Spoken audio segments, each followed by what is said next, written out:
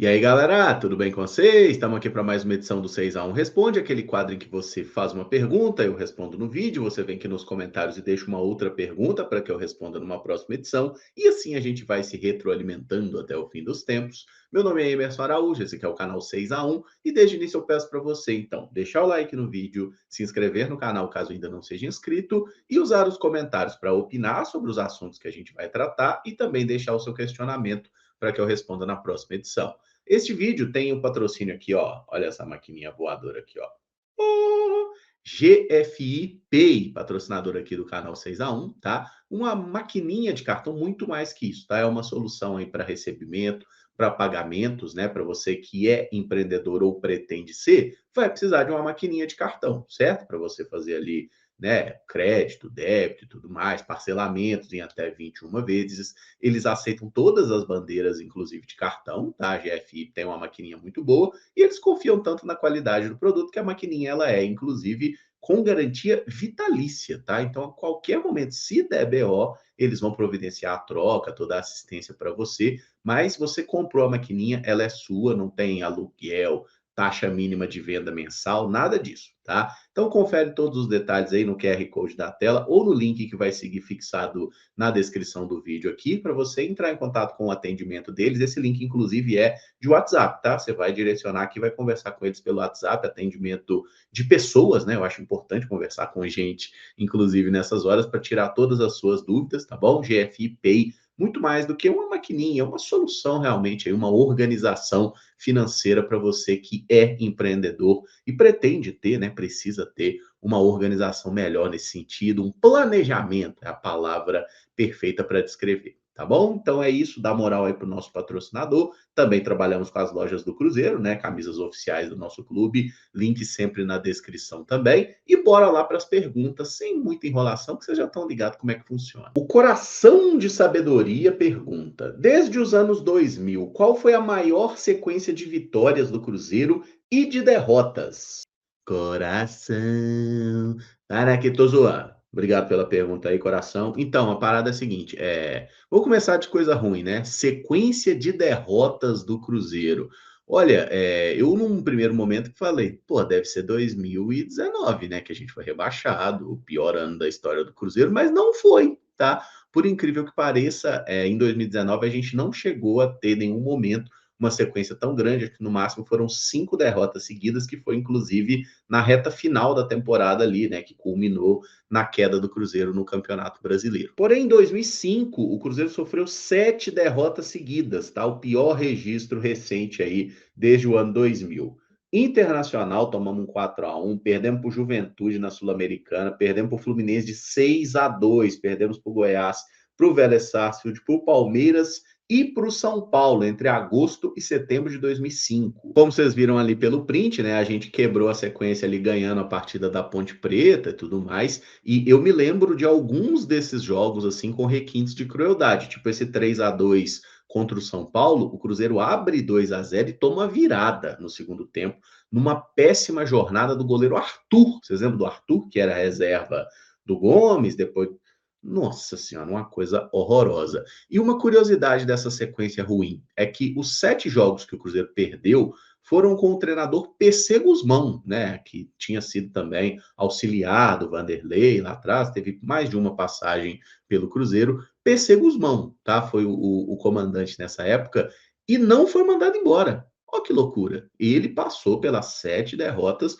uma coisa que a gente acha difícil ver, né? Um clube segurar um treinador com 7 derrotas seguidas. Depois o Cruzeiro deu uma recuperada, conseguiu algumas vitórias, foi oscilando ali, e o PC Guzmão iniciaria ainda a temporada 2006, treinaria o Cruzeiro mais um bom tempo, levaria o Cruzeiro a uma liderança de campeonato brasileiro antes de uma pausa para a Copa do Mundo, né? Mas aí, enfim, depois que voltou da Copa de 2006, o Cruzeiro se perdeu completamente, o PC Guzmão ganhou o Mineiro de 2006 pelo Cruzeiro, inclusive, depois dali, ó, azedou a garapa e o Cruzeiro acabou caindo muito, e aí ele foi mandado embora. Mas ele sobreviveu a essa sequência de 7 derrotas, tá? E sequência de vitórias. Aí nós tivemos algumas oportunidades que eu lembrei assim, pô, de 8 vitórias. Até em Campeonato Brasileiro a gente fez isso, né? Em 2003, em 2003, 2013 e tudo mais. Eu achei que fosse no período do Mano Menezes que a gente teve uma invencibilidade grande, mas não aconteceu, tá? Acabou sendo ali um momento em que a gente teve alguns empates, né? Então a gente não teve assim uma sequência tão. Em 2013, o time do Cruzeiro, comandado por Marcelo Oliveira, emplacou 12 vitórias seguidas. E a sequência só não foi maior porque teve esse empate aí contra o Guarani de Divinópolis no Campeonato Mineiro, um 0-0, porque o Cruzeiro já vinha de vitórias antes dessa partida. Mas foram 12 partidas aí, considerando Campeonato Mineiro e Copa do Brasil, e a gente acabou tendo a sequência encerrada numa derrota muito trágica para o Atlético Mineiro. Essa derrota no Clássico aí custa ao Cruzeiro o título mineiro de 2013, né? O Cruzeiro estava fazendo a melhor campanha e tudo mais, jogando um bom futebol, mas aí tem um jogo muito ruim, uma expulsão esquisita também, mas enfim, o Cruzeiro foi muito mal no primeiro jogo da decisão. E aí no jogo de volta a gente estava ganhando por 2-0 e dando toda a pinta de que ia buscar e tudo mais, a arbitragem vai lá, inventa um pênalti para o Atlético, né? Enfim, e aí o rival acaba, o Cruzeiro ganha o jogo de volta, mas não consegue tirar, né, o saldo de gols e perde o Campeonato Mineiro. Depois a gente se vingaria, ganharia deles no Campeonato Brasileiro, ganharia o título mineiro em 2014 também, e tudo mais, mas enfim, foi essa a maior sequência de vitórias do Cruzeiro, com 12 triunfos consecutivos. Talvez vocês mentira, cara. Foi aquela invencibilidade do Cruzeiro entre 2002 e 2003, né? O time do Vanderlei Luxemburgo e tudo mais, que ele faz 5 vitórias em 2002, aí começa o 2003 com mais algumas vitórias e tudo mais. Só que tiveram alguns empatezinhos ali, tá? Então o Cruzeiro nunca chegou a ter 12 vitórias, como aconteceu em 2013. Eles acabaram que as sequências eram quebradas por alguns desses jogos, tá? Mas então 12 vitórias seguidas, maior sequência de triunfos do Cruzeiro neste século, enfim, de 2000 para frente. E vocês querem uma curiosidade paia pra caralho, mas paia mesmo? Em 2026, o máximo que o Cruzeiro conseguiu foram 2 vitórias. O Cruzeiro não teve sequer uma sequência de 3 vitórias no ano. A gente conseguiu uma vitória, 2 vitórias, aí sempre empata ou perde. 2 vitórias, a gente não conseguiu ganhar 3 jogos seguidos esse ano, gente. Que merda que nós estamos fazendo.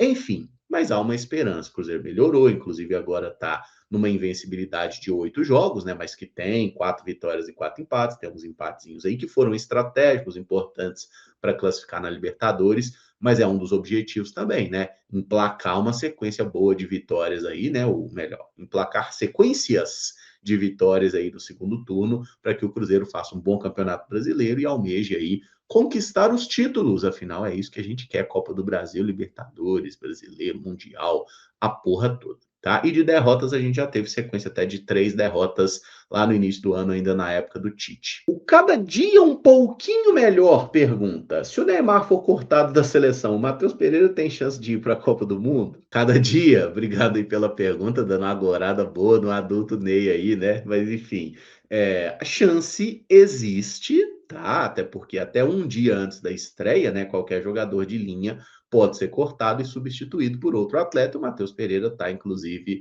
na pré-lista lá dos 55, mas não foi para a lista final. Então, assim, hipótese existe, mas eu não acredito que o Neymar vá ser cortado, tá? Eu acho que o Neymar, por todo o tamanho, a importância que ele tem, midiática e tudo mais, a comoção que foi, vai convocar, não vai, e vagabundo tá lá. Então, assim, convocou, mesmo se ele não tiver condição, vai ficar lá, tá? Eu não acho que o Neymar vá ser cortado. Mas se porventura fosse, eu até acho que o jogador mais cotado a entrar seria o João Pedro, né? O João Pedro, que meio que era um nome quase certo na Copa e acabou sendo preterido ali na reta final. E como o Ancelotti optou por levar poucos meio-campistas, eu até acho que é um erro, acho que deveria ter levado mais meia e acho que deveria ter testado o Matheus Pereira, né? Eu não imaginei que ele fosse aparecer de supetão na lista final, mas eu acho que poderia ter sido testado, tá? Enfim, como não testou, não vai levar, né? A verdade é essa. O Matheus não vai para a Copa, infelizmente. Mas acho que se cortar o Neymar é o João Pedro, mas não vai cortar o Neymar, não, mano. O Neymar vai estar lá mesmo sem ter condição e mesmo sem ter merecido também. O André Luiz pergunta: olhando apenas a questão de competência mesmo, só eu que acho o Arthur melhor que o Leonardo Jardim? André, obrigado pela pergunta. Cara, esse é um questionamento interessante, assim, a sua opinião, eu respeito totalmente. Mas é complicado a gente traçar esse paralelo, por mais que tenha algumas questões até surpreendentes, né? Por exemplo, O Arthur Jorge é mais velho que o Leonardo Jardim. O Arthur Jorge tem 54 anos de idade, o Jardim tem 51.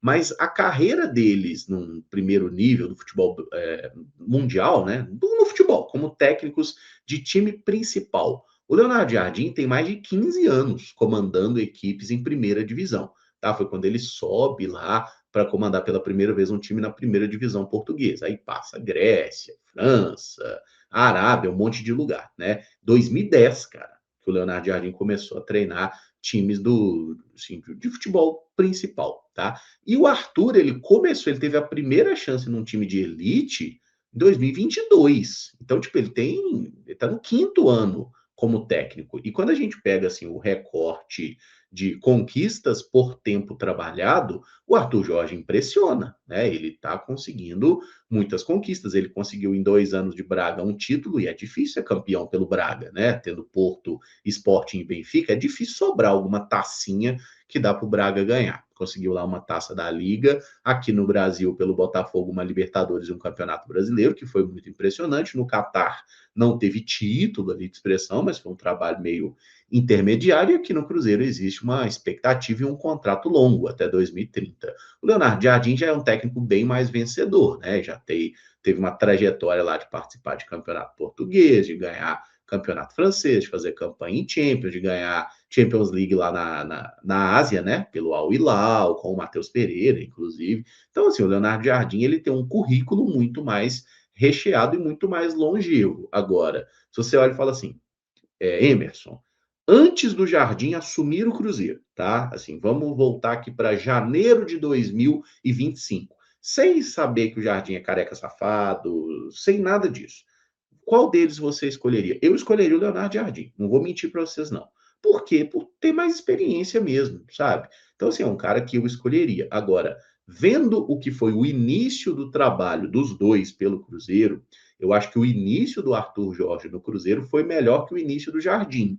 Vocês lembram que o Jardim, no início de Cruzeiro, ele demorou a ganhar jogos, inclusive? Foi um trabalho legal e tudo mais, mas o que cada um fez, assim, nos 2 primeiros meses de clube, eu tô gostando mais do Arthur do que do Jardim na época. Embora o Leonardo Jardim teve um outro contexto de precisar brigar com o elenco e sair jogador, enfim, né? Mas os dois são muito bons técnicos. Eu acho que o início do Arthur Jorge é até mais interessante. E hoje, claro que qualquer cruzeirense vai preferir o Arthur Jorge, porque a gente ficou puto com o Jardim pela forma como saiu, a mentirada, né? E o fato dele ter ido para o Flamengo, e esperamos dar boas lapadas no Flamengo ali e conseguir classificar na Libertadores, e de preferência, se o Careca cair, vai ser mais engraçado ainda. Mas enfim, tá? Eu acho que não dá, eu não tenho aqui a cara de pau de dizer que eu acho o Arthur Jorge um técnico certamente melhor que o Leonardo Jardim. Não. O início dele no Cruzeiro acho que foi melhor que o início do Jardim, mas entre os dois, por uma questão de tempo de estrada, eu acho que o Jardim é um técnico mais comprovado. Agora, um outro ponto sobre maleabilidade tática, capacidade de adaptação, de encaixar peças e tudo mais. Me parece que o Arthur Jorge ele tem um teto um pouco maior. Eu não sei se um teto, uma capacidade ou uma predisposição maior. Porque o Leonardo Jardim ele parecia muito centrado no próprio time. Tipo assim, meu time joga assim, eu tenho esse esquema tático e eu não vou me adaptar ao oponente, tá? O Arthur ele parece um cara mais adaptável, sabe? Ele parece um cara que estuda um pouco mais o adversário e não apenas monta o próprio time. Então eu acho ele um pouco mais alinhado àquilo que eu acho o ideal no futebol, né? Que seja um técnico que monta o time considerando também pontos fortes e fracos do adversário. Tá? Então hoje eu estou bem feliz com o trabalho do Arthur Jorge, sabendo tudo que a gente sabe eu não trocaria, mas não vou ser hipócrita e dizer que o Leonardo Jardim é um técnico ruim, porque não é. É um técnico muito bom, os dois são muito bons, mas eu vejo que talvez o Arthur Jorge seja um cara um pouquinho mais cabeça aberta para fazer os ajustes no time, e isso torna ele um treinador que talvez tenha mais potencial que o Jardim. O Anderson Silva pergunta: Caramujo, o lateral Ramon, que está no Vitória, não seria uma contratação possível possível? Ele pertence ao Internacional? Anderson, obrigado pela pergunta. Ele não é uma contratação possível agora, porque o Ramon já tem 14 jogos realizados no Campeonato Brasileiro e o limite são 12, né? Jogador que fez mais que 12 jogos não pode defender outro time na Série A. Então nem faria sentido tentar a contratação desse atleta agora. Tá? Sobre a segunda pergunta, ele pertence ao Internacional? Sim, mas já tem um acordo costurado com o Vitória, um valor fixado para compra na casa ali de 4 milhões e 800, 5 milhões de reais. Então a tendência é que o Ramon siga no Vitória de maneira permanente após o término do empréstimo lá em dezembro. Sobre o jogador, eu tenho a impressão que talvez eu já tenha respondido sobre ele em algum 6x1 Responde. Eu gosto bastante do Ramon, eu acho muito bom lateral, desde os tempos, né, de Flamengo, quando ele apareceu. Inclusive teve um episódio bem conturbado de ter, né, dirigindo, matou gente e tudo mais, mas enfim, esse ao contrário de outros, não é que o cara estava manguaçado, parece que foi realmente um acidente ali e tudo mais, mas é claro que afeta, né, afeta qualquer ser humano passar por uma situação como essa. Então aí na carreira depois, ele não se firmou no Flamengo, aí foi jogar na Grécia, passou por alguns outros clubes, e aí veio ao Brasil para jogar no Inter, não teve muita sequência no Inter, até porque ele chegou e o Bernabéu estava deitando cabelo, né? Jogando muito. Então ele ficou no banco, depois foi para o Vitória. O brasileiro dele de 2025 eu achei que foi muito bom. O início de temporada 2026 também estava jogando legal, deu uma oscilada, mas eu acho ele um lateral melhor do que os nomes que o Cruzeiro está especulando aí nas últimas semanas, esses argentinos que foram falados e tudo mais. Eu gosto bastante do futebol do Ramon, acho ele um bom lateral, mas não é um nome realista nem possível para o Cruzeiro trazer agora, tá? Então, só para esclarecer, assim, se pudesse trazer o Ramon para 2027, você traria? Traria, ainda mais pensando nessa hipótese de venda do Kaique, eu acho ele um lateral equilibrado, né? Um cara que tem qualidade no apoio, mas que marca direitinho, compõe bem a linha defensiva também, e acho que jogando num time melhor, né? O Vitória não é um dos melhores times do Brasil, sejamos realistas. Eu acho que jogando em um time melhor, o Ramon teria uma tendência a alcançar um nível mais alto. Tá ali naquela idade de 25 anos, que é uma idade de maturidade, né? E que o cara ainda tem bons anos de futebol pela frente, tá? Até não sendo um valor tão caro assim, é um jogador que eu pensaria em tentar fazer uma negociação, uma aposta. Eu gosto do futebol do lateral Ramon. O Efil Zagin perguntou: um jogador que eu queria muito ver no Cruzeiro é o Valentim Barco. Ele cabe no Cruzeiro, Caramujo? Maravilhosa pergunta, se Barco cabe no Cruzeiro, né? Obrigado pela pergunta. Mas, enfim, Valentim Barco, só para deixar claro, não é o Ezequiel Barco, não. A gente falou do Ezequiel Barco esses dias aí, que é o que está jogando na Rússia, né? Valentim Barco é o Ruivinho, que jogou lá no Boca Juniors, fez Libertadores muito boa e atualmente joga no Strasbourg da França. Cara, o Valentim Barco, ele é muito bom jogador. Assim, ele até a gente viu ele mais jogando como lateral esquerdo, como ala, né? Um cara de muita liberdade ali no flanco esquerdo, fazendo bons cruzamentos, uma qualidade de bola parada e tudo mais. Então, assim, aquele Valentim Barco ali, o lateral, o ala esquerdo, ele meio que não está se apresentando na França. Inclusive, ele virou um jogador melhor, tá? Ele já era jogador de meio campo, mas acabou jogando do lado esquerdo do Boca, foi comprado pelo Brighton, né? O que é um time que tem uma capacidade de observação muito boa. Levaram ele para a Inglaterra, ele teve uma dificuldade para se firmar, foi emprestado no Sevilha, também não jogou muita coisa na Espanha, e aí foi para a França, no Strasbourg. Emprestado, jogou um semestre, depois eles compraram ele algo na casa de 10 milhões de euros. E essa temporada dele foi espetacular, cara. E jogando como volante, tá? Ele não tá jogando mais como o cara da beirada, ele tá jogando como volante e assim, jogador de muita movimentação, de boa qualidade de desarme, com uma dinâmica de jogo muito boa, só que é um cara totalmente fora da realidade do Cruzeiro ou de qualquer clube brasileiro, justamente porque é muito novo, fez uma grande temporada na França. O Strasbourg tem aquela ligação com o Chelsea, né? Um clube satélite do Chelsea, então pode ser que ele vá parar lá em algum momento, ou pode ser vendido para outro clube europeu, um cara que está super valorizado ali, papo de 40, 50 milhões de euros, então não cabe mais na realidade de clubes brasileiros, pelo menos não nesse momento. Mas é muito bom jogador. E o outro Barco, né, o Ezequiel Barco, que eu também acho bom jogador, talvez não tenha um teto tão grande assim, é o que está jogando na Rússia, esse eu acho que teria alguma chance. Difícil, mas é um jogador que também me agradaria. Qualquer um dos Barcos que viesse para o Cruzeiro aí, eu ficaria feliz, né? A gente que teve aqui o Barcos, Hernan Barcos, o Pirata, que não foi brilhante no Cruzeiro, mas ajudou a gente a ganhar a Copa do Brasil, então não vou reclamar de barriga cheia, não. Tá, mas o Valentim Barco aí é muito bom jogador. O Matheus Moura pergunta: você aceitaria Sterling no Cruzeiro? Ô, Matheus, obrigado pela pergunta. Sim, meio que não tem muito a lógica do você aceitaria, né? Ninguém vai virar para mim e perguntar: e aí, irmão, você aceita? Eu falo: não, não aceita. Aí não é assim que funciona. Agora, Raheem Sterling, né? Para quem não lembra, muitos anos de Chelsea, Liverpool, passou no Arsenal também, Manchester City, né? Onde ele fez muito gol. É um jogador relativamente jovem, tem 31 anos, né? Atualmente ele está no Feyenoord da Holanda. Eu vi que até tem proposta de renovação que foi feita, mas que não teve uma resposta se ele vai ficar na Holanda, se ele vai para outro lugar. Cara, assim, parece contratação do Corinthians, né? Com Zacaria Labiá, Depay, Lingard e tudo mais. Eu não vejo o Cruzeiro fazendo uma movimentação como essa. O Sterling, ele foi um bom atacante, velho. Eu acho que a galera, assim, meio que trata ele assim como, né, esse cara nunca... Ele foi um atacante bem bom, assim, sabe? No Chelsea, jogou direitinho, no Manchester City jogou muita bola, no Liverpool era uma grande promessa. É um cara rápido, joga nas duas pontas, tem alguma capacidade de fazer gol. Mas assim, eu acho que nos últimos anos ele meio que se desconectou de alguma forma do futebol. Uma coisa que acontece com alguns jogadores, para citar um outro inglês assim também, tipo o Dele Alli, sabe o Dele Alli que um jovem tinha, sei lá, 25, 26 anos, um bagulho tipo, algo que se quebrou ali, o cara nunca mais conseguiu jogar bola, velho. Eu vejo o Sterling num processo parecido, sabe?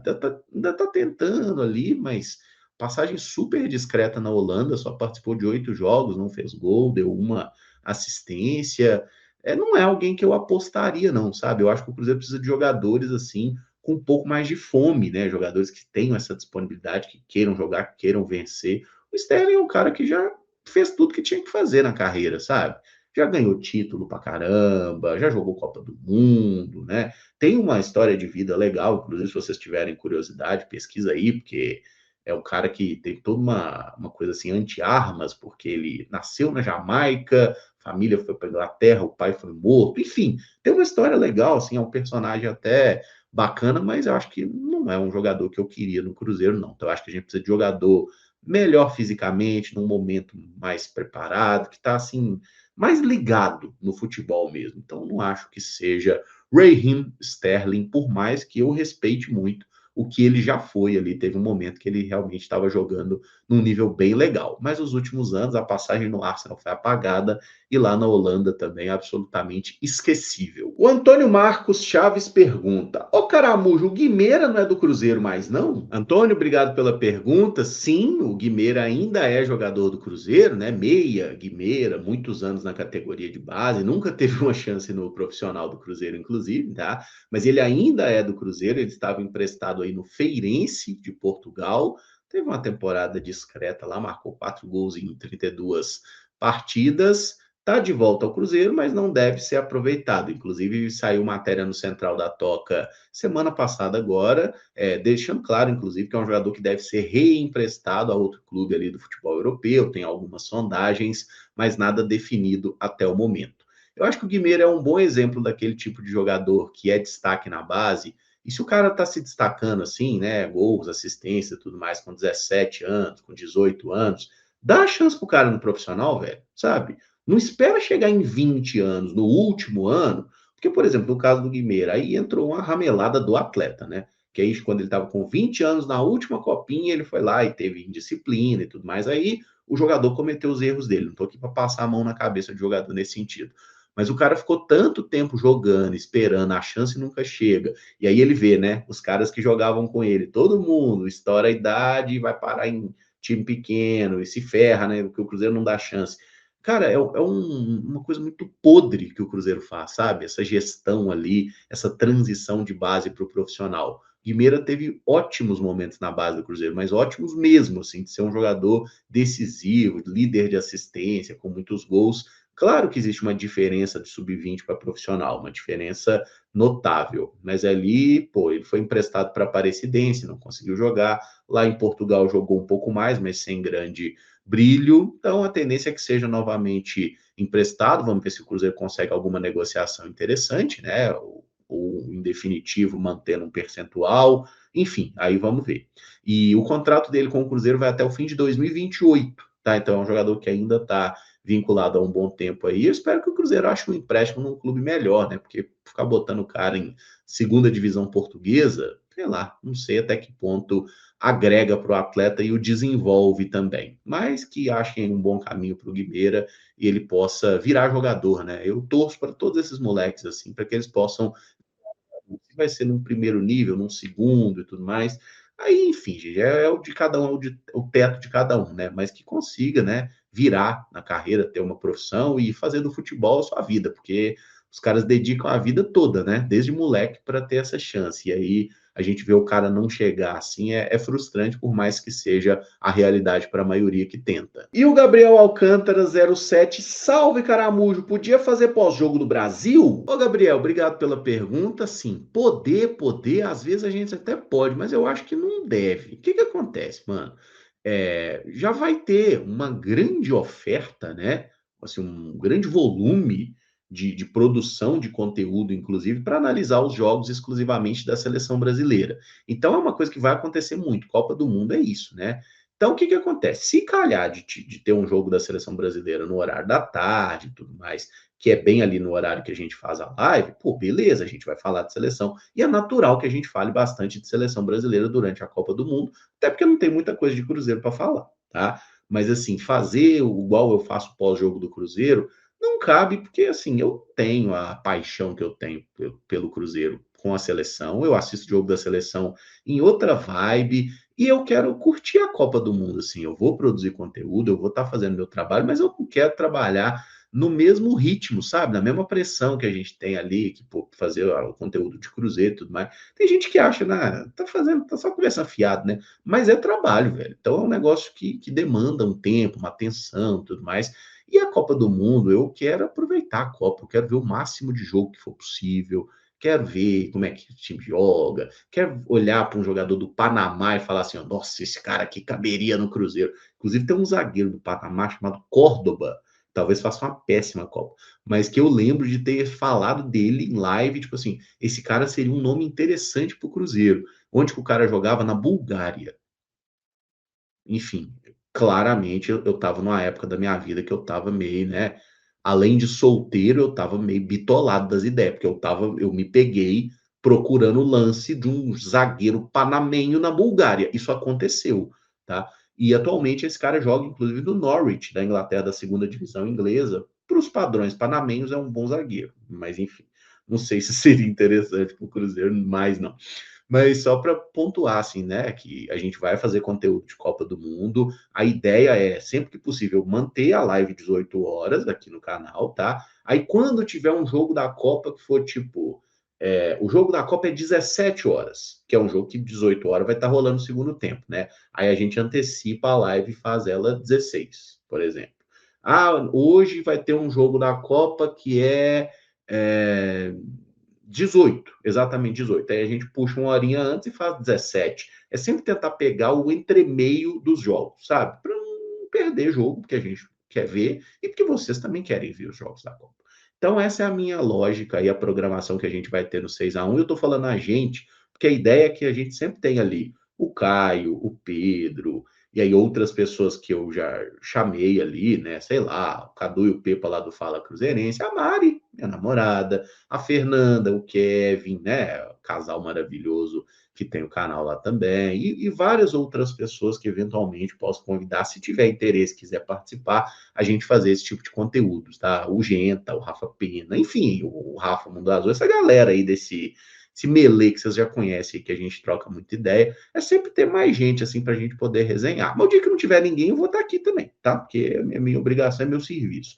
Então a gente vai cobrir bastante de Copa do Mundo, não só da seleção brasileira, mas nada especificamente assim de análise, de nota do Brasil, não. Até porque o Brasil não vai muito longe, não, gente. A hora que o Brasil cair, a gente tem que seguir falando, inclusive. E claro, né, nessas lives, o que tiver para falar de Cruzeiro, a gente aborda também. Beleza? Então, só para explicar qual que é a programação, a lógica para o futuro aí. Vai ter bastante conteúdo, fica com nós, tá? Que nós é legal. Beleza? É isso então, galera. Se gostou do vídeo, deixa o like, se inscreve aqui no 6x1, usa os comentários para opinar sobre cada um dos assuntos e para fazer perguntas, né, para que eu responda numa próxima edição também. Faltou alguma coisa? Acho que não, acho que era isso mesmo, né? Então, segue com nós aí, dá moral, deixa o like, bababá, segue e tudo mais. E é isso, gente. Juízo, fica bem. Um beijo no cérebro, um bom fim de semana para vocês aí. E de segunda a sexta seguiremos com live. No final de semana a gente faz vídeo gravado, porque ninguém é de ferro, tá bom? Juízo, um abraço, tamo junto e amanhã nós conversamos mais, hein? Valeu, galera!